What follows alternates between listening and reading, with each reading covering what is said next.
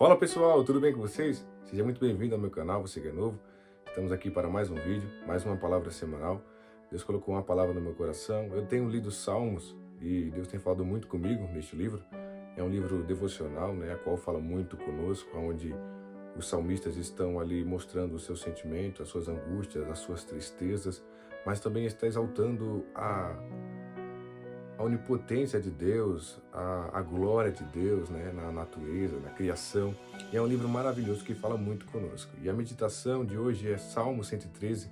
Eu amei esses salmos, eu até me dispus a memorizá-lo, memorizei esses salmos, para ficar guardado no meu coração, pois eu amei ele muito. E eu tenho certeza que esta palavra ela vai falar muito ao seu coração também. Salmo 113, vamos lá? Vamos começar do versículo 4 até o 9. Exaltado está o Senhor, acima de todas as nações, e a sua glória sobre os céus. Quem é como o Senhor, nosso Deus, que habita nas alturas, que se curva para ver o que está nos céus e na terra, que do pó levanta o pequeno e do monturo, lixo, ergue o necessitado, para o fazer assentar com os príncipes, sim, com os príncipes do seu povo, que faz com que a mulher estéril habite em família e seja alegre mãe de filhos?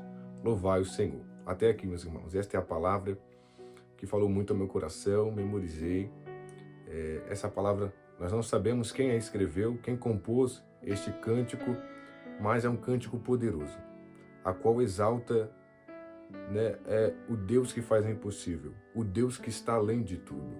O versículo ele começa dizendo: exaltado está o Senhor acima de todas as nações, e a sua glória sobre os céus. Quem é como o Senhor?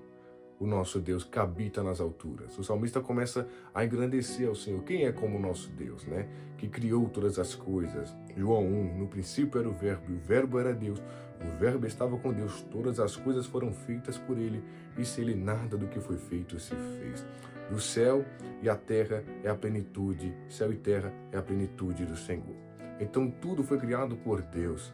Os céus foram criados por Deus. E o salmista ele diz: quem é como o Senhor nosso Deus que habita nas alturas? O nosso Deus ele habita nas alturas, no terceiro céu. Na Bíblia nós lemos 3 céus.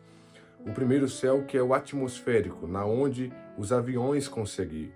O segundo céu é o céu astronômico, na onde só conseguimos ir com o acesso do foguete. Agora o terceiro céu, só quem vai nos levar para lá, só quem é o caminho para irmos até lá é Jesus, segundo a palavra de Deus, João 14,6. Eu sou o caminho, a verdade e a vida. O terceiro céu, nós só conseguimos com Jesus. No primeiro céu, nós conseguimos com mãos humanas, o atmosférico. No segundo céu, o astronômico, nós conseguimos ir também com mãos humanas, mas o terceiro céu, nós só conseguimos ir com a mão do nosso Senhor Jesus Cristo. O nosso Deus, ele habita no terceiro céu, no paraíso. A Bíblia diz que Paulo, ele foi até o terceiro céu e lá ele ouviu coisas inefáveis, de que ao homem não é lícito falar. Imagine se ele visse, ele só ouviu coisas inefáveis, e Deus teve que colocar um espinho na carne dele, porque a revelação foi muito grande da glória dele.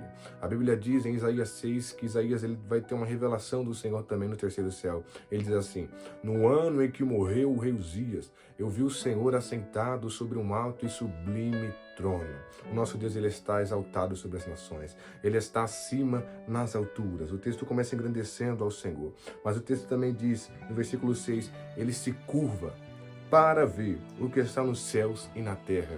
Mesmo o nosso Deus sendo tão grande, tão magnífico, transcendente, criador de todas as coisas, criou todo o universo, as estrelas, tem trilhões de estrelas. Ele chama cada uma pelo seu nome. Mas mesmo assim, ele se importa conosco aqui na terra. E ele nos criou com um propósito especial, glorificar a ele. Eu quero te dizer que Deus, ele se importa com você.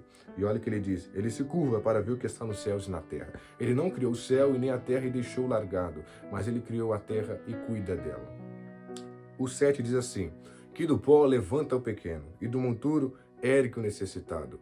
Esse é o nosso Deus, e o prazer dele é levantar aquele que ninguém dá nada, aquele que ninguém dá crédito. O nosso Senhor, ele tira do monturo, ele tira do pó e ergue este homem. A Bíblia diz que Deus escolheu as coisas loucas deste mundo para confundir a sábia.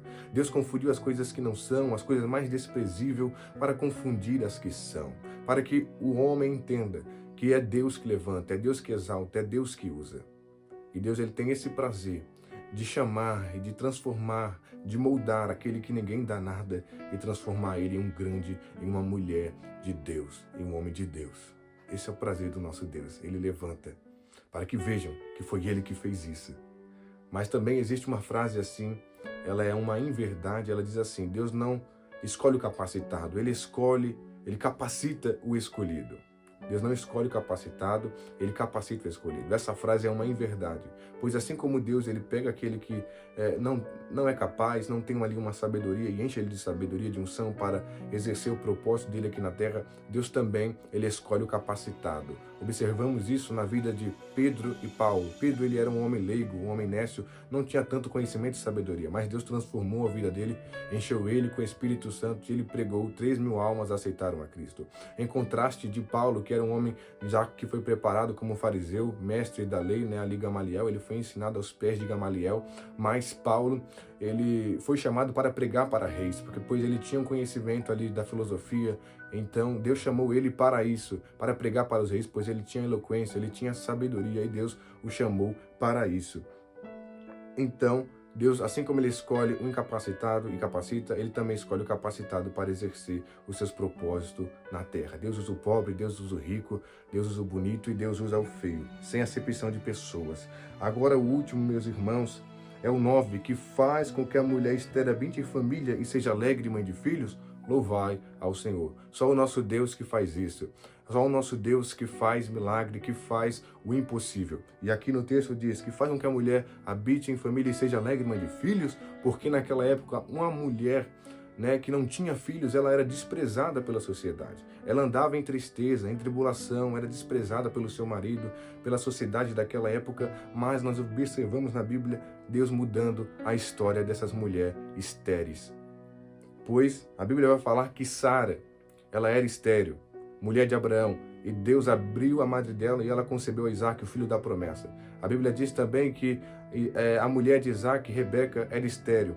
Deus cumpriu com a sua promessa, abriu a sua madre e lhe deu um filho. A Bíblia diz também que Raquel era estéril. Deus abriu a madre dela, deu José e Benjamim e Deus cumpriu com a sua promessa. A Bíblia diz também que Ana era estéril e Deus concedeu a petição dela, concedeu Samuel, que foi profeta, juiz e sacerdote. A Bíblia também diz que a mãe de Sansão era estéril e Deus cumpriu com a sua promessa, deu Sansão, juiz de Israel. Então o nosso Deus, ele é especialista em fazer milagre. E a Bíblia diz em Gênesis 18:14, haveria alguma coisa difícil ao Senhor? Nada é impossível ao Senhor. A Bíblia diz em Lucas 1:37, porque para Deus nada é impossível em todas as suas promessas. Então o nosso Deus está acima de todas as coisas. O nosso Deus, ele se curva para ver o que está no céu. O nosso Deus, ele levanta o pequeno do monturo e faz-o assentar entre os príncipes do seu povo, e também ele faz milagres. Fique com este vídeo. Que Deus te abençoe e até a próxima. Espero que o Espírito Santo fale mais ao seu coração. O nosso Deus é poderoso. Creia nisso.